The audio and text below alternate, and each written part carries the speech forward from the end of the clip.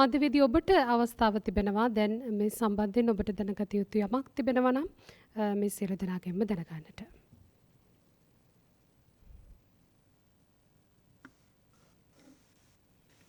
මට දැනගන්න කැමතියි විශ්‍රාම වැටුපට දැනට කොච්චර ප්‍රමාණයක් දායක වෙලා තියෙනවද කියලා. දැනට විශ්‍රාම වැටුප යෝජනා ක්‍රම සඳහා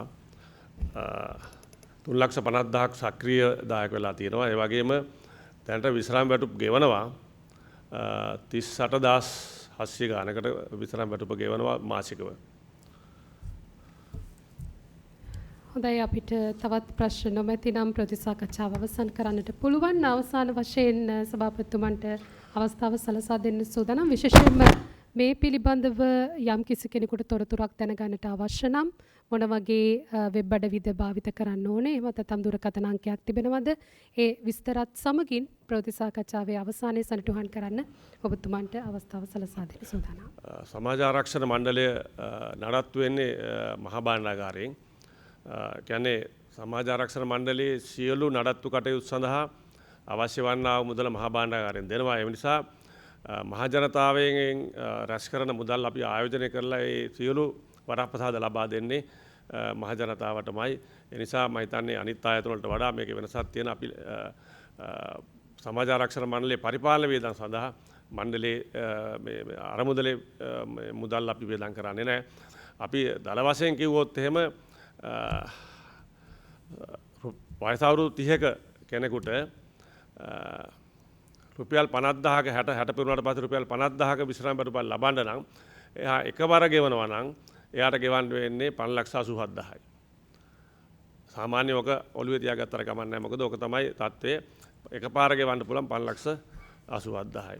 ඒ වගේම මේ පුද්ගලයාට විශ්‍රාම වැටුප යෝජනා ක්‍රමයට එකවර ගෙවන්නත් පුළුවන්, මාසිකව ගෙවන්නත් පුළුවන්, ත්‍රිමාසිකව ගෙවන්නත් පුළුවන්. එයා ක්‍රය ශක්තිය අනුව එයාගේ විශ්‍රාම වැටුප එයාට තීන්දුව කරගැනීමේ හැකියාව තියෙනවා. මම හිතන්නේ ඒ වගේ කියන්නේ පාරිභෝගිකය එල්ල කරගත්ත පාරිභෝගිකය කැමැත්ත පරිදිම තමන්ගේ යෝජනා ක්‍රමය තෝරා ගන්න පුළුවන් වෙන විදිහට අපි යෝජනා ක්‍රමය සකස් කරලා තියෙනවා.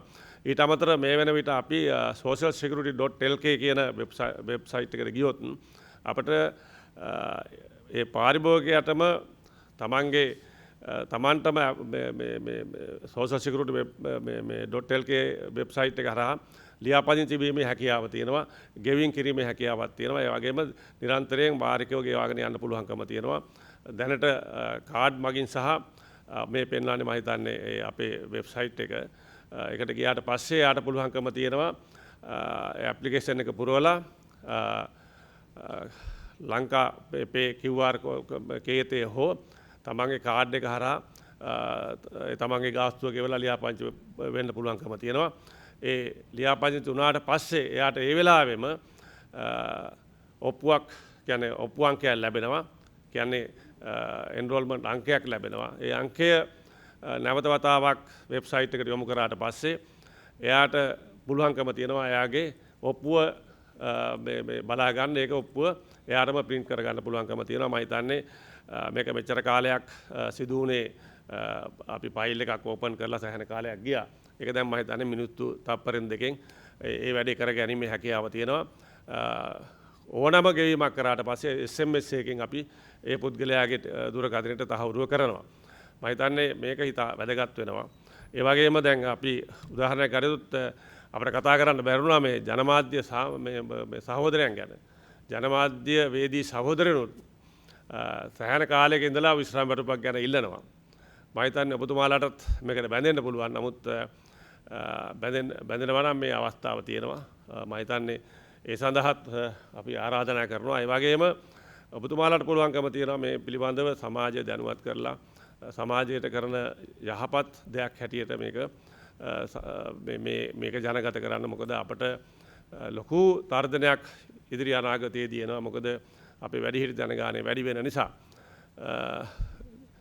ඒ වගේම අපි මේ කටයුත්ත ප්‍රාදේශීය ලේකම් කාර්යාල මට්ටමේ දිසාපතිවරුන්ගේ මට්ටමින් ඒ අයගේ නායකත්වයේ යටතේ ගම්නියංගම් හරහා ක්‍රියාත්මක කරනවා. ඊට අමතරව අපි මේ වෙනකොටත් අපි ක්‍රියාත්මක කරන පෞද්ගලික අංශයේ ඉන්න තරුණ තරුණියන්ටත් රැකියාව අවස්ථාවක් හැටියට මේකට සම්බන්ධ වෙලා ඒ අයටත් බඳවා ගැනීම හැකියාව තියෙන අපට පුළුවන්කම තියෙනවා ඒ අය නියුක්තයන් හැටියට බඳවාගෙන ඒ අයට සුළු කොමිස් මුදලක් දීලා එයාට ගමේ ඉඳලා යම් කිසි ආදායමක් උපයා ගන්න පුළුවන් වෙන විදිහට ඒ කටයුතු කරන්න පුළුවන්කම තියෙනවා. ඒ වගේම අපි මෙතෙක්කල් සමාජ ආරක්ෂණය කියලා කටයුතු කිරීමේදී අපි බලාපොරොත්තු වෙන්නේ අපි ගොඩාක් ගියේ සමාජ ආරක්ෂණය කියලා කිව්වහම ගියේ අපි පහළ ආදායම් මට්ටමට තමයි අපි ගොඩක් අවධානය යොමු කරලා තිබුණේ. නමුත් ආර්ථිකයට ගොඩක් සහසම්බන්ධතාවය දක්වන ඊට වඩා ඉහළ ආදායම් ලබන මැදි ආදායම් ලබන කණ්ඩායමක් තියෙනවා. ඒ අයගේත් සුරක්ෂිතතාවය පිළිබඳව මේ අපේ පනතෙන් ආවරණය වෙනවා. ඒ නිසා අපි පුළුවන් තරම් ඒ අයගේ ක්‍රය ශක්තිය අනුව එයාගේ විශ්‍රාම වැටුප තීන්දුව කරලා ඒ අයටම එයාගේ සුරක්ෂිතභාවයත් අපි ලබා දෙන්න කටයුතු කරනවා. මම හිතන්නේ මේ කටයුත්ත ශ්‍රී ලංකාව තුළ බොහොම මන්දගාමීව තමයි යන්නේ. නමුත් වෙනත් රටවල් දිහා බැලුවොත් එහෙම සමාජ ආරක්ෂණය තමයි ප්‍රමුඛ වෙන්නේ. ඉතින් ඒ හින්දා රජයකට රජයේ ආදායමෙන්ම මේ කටයුතු කරන්න අපහසු කියන එක අපි පිළිගන්නට ඕන හැමෝම. ඒ නිසා මගේ ආරාධනය තමයි දැනට ආදායම් උපයන ඔබ දැන් සතුටින් ඉන්නවා නම් ඔබගේ අනාගතය සතුටින් ඉන්න ඕන නම් ඔබ වහම ක්‍රියාත්මකවලදී සමාජ ආරක්ෂණ යෝජනා ක්‍රමයකට ඇතුළත් වෙන්න කියන එක තමයි අපේ ආරාධනය. ඒ සඳහා මේ සුබවාදී පණිවිඩය ගම්නියන් ගම්කරා ගෙන යාමේ වගකීම අපේ ජනමාධ්‍ය හිතවතුන්ට පවරමින් මම නියන්න බොහොම ස්තුතියි. ස්තුතියි සභාපතිතුමනි. ප්‍රවර්ධන කළමනාකාරතුමන්ටත් යමක් පවසන්නට තිබෙනවා ඇති. ඔබටත් අවස්ථාව තිබෙනවා. මගේ ලංකාවේ සියලුම ජනතාවට ආරාධනා කරනවා ශ්‍රී ලංකා සමාජ ආරක්ෂණ මණ්ඩලය අමතන්න www.ssb.gov.lk කියන වෙබ් අඩවිය පිවිසෙන්න පුළුවන් තොරතුරු ලබා ගන්න. ඒ වගේම ලියාපදිංචි වෙනවා නම් socialsecurity.lk කියන වෙබ් අඩවිය ඔස්සේ පුළුවන්. ඒ වගේම ශනික ඇමතුම් තියෙනවා 0112886088 0112886088. ඒ වගේම WhatsApp දුරකථන අංකය තියෙනවා 077443044. මේ මාර්ගයෙන් ශ්‍රී ලංකා සමාජ ආරක්ෂණ මණ්ඩලය සම්බන්ධ කරගන්න පුළුවන්. ඒ වගේම අපේ දිවයින පුරා සෑම දිස්ත්‍රික් ලේකම් කාර්යාලයක් ආශ්‍රිත සමාජ ආරක්ෂණ මණ්ඩල දිස්ත්‍රික් කාර්යාල ඒ වගේම සෑම ප්‍රාදේශීය ලේකම් කාර්යාලයකම සමාජ ආරක්ෂණ මණ්ඩල නිලධාරී කෙනෙක් ඉන්නවා. මේ සියලු මාර්ගයන්ගෙන් සම්බන්ධ වෙන්න කියන ඉල්ලීමත් මේ අවස්ථාවේදී සිදු කරනවා. බොහොම ස්තුතියි. ස්තුතියි ප්‍රවර්ධන කළමනාකාරතුමන්ට.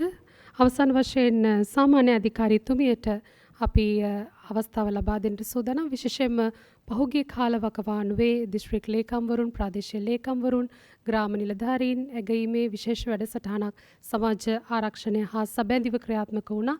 එය තවමත් ක්‍රියාත්මකයිද? ඒ කටයුතු පිළිබඳවත් ඔබතුමියගෙන් දැනගන්න කැමතියි. ඔව් ඇත්තටම අපි රාජ්‍ය නිලධාරී ජාලය හරහා තමයි මේ සමාජ ආරක්ෂණය සමාජගත කරන්නේ. එතකොට රාජ්‍ය නිලධාරීන් කියලා කියන්නේ විශ්‍රාම වැටුපක් ලබන පිරිසක්. එතකොට ඔවුන්ට පුළුවන්කම තියනවා නම් තමන්ගෙන් සේවය ලබන පිරිස මෙන්න මේ සමාජ ආරක්ෂණයෙන් සුරක්ෂිත කරලා අපි වයසට යන දවසක අපේ සමාජ ආරක්ෂණය සුරක්ෂිත වෙලා තියෙනවා වගේම අපෙන් සේවය ලබන අපේ ගම් මට්ටමේ ඉන්න අපේ ප්‍රාදේශීය ලේකම් කොට්ටාශ තුල සිටින දිස්ත්‍රික්කය තුල සිටින සියලුම අවිධිමත් අංශයේ සේවා නියුක්තිකයන්ටත් ඔවුන්ගේ සමාජ ආරක්ෂණය සුරක්ෂිත කරලා දෙන්න මම හිතන්නේ රාජ්‍ය නිලධාරීන් විදිහට අපි සමටම එක අපි විශ්‍රාමයට යන දවසකදී අපට ලැබෙන තෘප්තිය. මේ සමාජ ආරක්ෂණ විශ්‍රාම වටුපකට පුද්ගලයෙක් සම්බන්ධ කරලා දෙනවා කියන්නේම ඇත්තටම රැකියා ජීවිතය තුළ අපි කරගන්නා වූ එක්තරා ආකාරයක පුණ්‍ය කර්මයක්. මොකද ඒ පුද්ගලයා ඇත්තටම අවබෝධයක් නැහැ, දැනුවත්කමක් නැහැ. අපේ ආයතනයේ තියෙන විශාලතම ගැටලුවක් තමයි සමාජගත නොවීම. සමාජගත වෙන්න පුද්ගලයන් තුලිනුත් අවශ්‍යතාවයක් එන්න ඕනේ. නමුත් අපි පුද්ගලයෙක් ගාවට ගිහිලා කතා කරනකොට එන්න සමාජ ආරක්ෂණයට බැඳෙන්න කියලා ඕගොල්ලෝ ආදායම් උපයන වයසේදී අපි ඔයාලට කතා කරලා ඇති අනන්තවත් වාරයක්. නමුත් ඕගොල්ලෝ ඒක අහලා ඉවර වෙලා සමාජය මොකද කරන්නේ, පුද්ගලයන් මොකද කරන්නේ, ඒක අහලා එතනින් ඒක අමතක කරලා දානවා. නමුත් අපිට පුළුවන් නම් නිතර ඔබට ඒක දැනුවත් කරන්න, ඔබටත් ඒකේ අවශ්‍යතාවය මම කලින් පෙන්නලා දුන්නා. අද ඉන්නේ 8න් 1යි වයසට අවුරුදු 60ට වැඩි පුද්ගලයෝ. නමුත් ඉස්සරහා අපි මේ ආදායම් ලබන අපි කතා කරන අපි වයසට යනවා. ඒ කියන්නේ 45 50 2045 වගේ වෙනකොට සෑම පුද්ගලයන් 4 දෙනෙක්ගෙන්ම එක්කෙනෙක් වියපත් වෙලා. එහෙනම් අපිට අනිවාර්යෙන්ම අපේ සමාජ ආරක්ෂණය මේ දායකත්ව විශ්‍රාම වැටුපකට සමාජික වෙලා අපි සුරක්ෂිත කරගන්න ඕනේ. මෙන්න මේ කාර්ය පිළිබඳව ඔබ නිතරම හිතන්න. ඔබට පුළුවන් දවසක අද දැන් අපි සාමාන්‍යයෙන් සමාජයට ගිහලා කතා කරනකොට අත්විඳින දෙයක් තමයි අපි අද මෙහෙම කිව්වහම ඔයගොල්ලෝ හිතනවා මගේ තියෙන ආදායම මට මාසේ අන්තිමට ඉවර වෙනවනේ කියලා. ඒ නිසා තමයි අපේ ප්‍රවර්ධන කළමනාකරු පැහැදිලිව පෙන්වුවා දෛනිකව ඔබට කීයක් ඉතුරු කරන්න පුළුවන් Tamanගේ සමාජ ආරක්ෂණය වෙනුවෙන්. ඕගොල්ලන්ට මාසිකව එකවර ගෙවන්න බැරි වෙන්නත් පුළුවන්. වෙන්නත් පුළුවන්. නමුත් බැරි නම් අඩුම ගානේ දෛනිකව අපි දැන් පැකේජ් එක හදලා තියෙනවා. ඒ කියන්නේ යෝජනා ක්‍රම සකස් කරලා තියෙනවා. දෛනිකව හරි ඔබට ගෙවන්න පුළුවන් ප්‍රමාණයෙන් ඔබ දායකත්වය ලබා දෙන්න. ඔබගේ වටිනා අනාගත විශ්‍රාම දිවිය සුරක්ෂිත කරගන්න. අද වගේම හෙටත් නිදහසේ ගත කරගන්න. ශ්‍රී ලංකා සමාජ ආරක්ෂණ මණ්ඩලයට දෙවරක් හිතන්න නැතුව අදම ඇමතුමක් ලබා ගන්න.